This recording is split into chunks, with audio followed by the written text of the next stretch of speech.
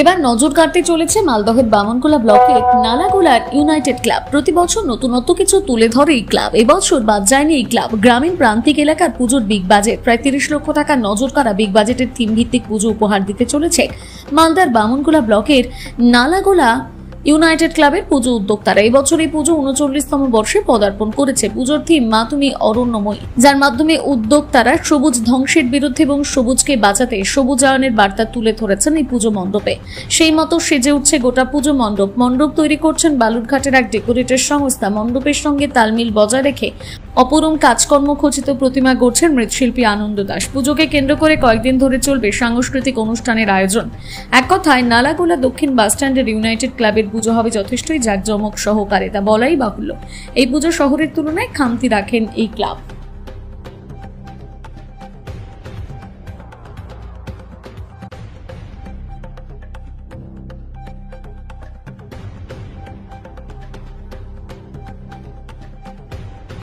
এই পুজো কত বছর হচ্ছে এবং কী কী এবার থিম রয়েছে এবং কী কী ব্যবস্থা নেওয়া হচ্ছে?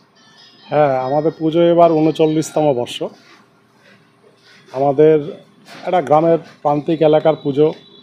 চেষ্টা করি আমরা, গ্রামের প্রান্তিক লোকরা এরা বাইরে গিয়ে শহরে গিয়ে পুজো দেখতে পারে না, তাদের কিছুটা হলেও আকাঙ্ক্ষা পূরণ করার জন্য আমাদের একটু সাধ্যের থেকে বেশি বাজেটের চেষ্টা করে থাকি।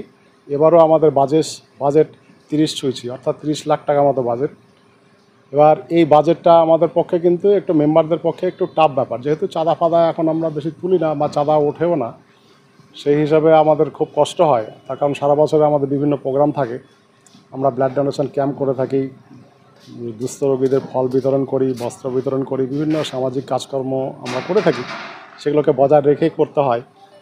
আর এবারের থিম আমরা চেষ্টা করেছি, অর্থাৎ সবুজ ধ্বংসের বিরুদ্ধে, অর্থাৎ মা তুমি অরণ্যময়ী আমাদের এবার থিমের নাম। মা যে সমস্ত যারা সবুজ ধ্বংস করে তাদের বিরুদ্ধে স্বয়ং মা তার প্রতিবাদ করছে এবং তার সঙ্গে যারা দেবদেবী আরও যারা আছেন তাদেরকে সঙ্গে নিয়ে আমরা একটা তুলে ধরেছি, অর্থাৎ সবুজ ধ্বংস নয়, সৃষ্টি হোক, এটা আমরা চেষ্টা করি এবং মানুষকে এটা বোঝানোর চেষ্টা করছি এই থিমের মাধ্যমে। আমাদের পুজো মণ্ডপে যারা দর্শনার্থী যারা আসবেন তারা অবশ্যই বুঝবেন, আমরা চেষ্টাও করব। তো বিভিন্ন আমাদের পাশের শহর বালুঘাট থেকে আমাদের ডেকোরেটর এই পুজো মণ্ডপের দায়িত্বে রয়েছেন, তিনি চেষ্টা করছেন আমাদের এই পুজো মণ্ডপটা সজ্জিত করে সবার সামনে তুলে ধরা। আলোকসজ্জা আমাদের বালুঘাটের সুপার ইলেকট্রিক্যাল, সেটাও বালুঘাট দক্ষিণ দিনাজপুর থেকে। মাল্লা কারিগর আমাদের আনন্দ দাস, আমাদের যে প্রতিমার মৃৎশিল্পী।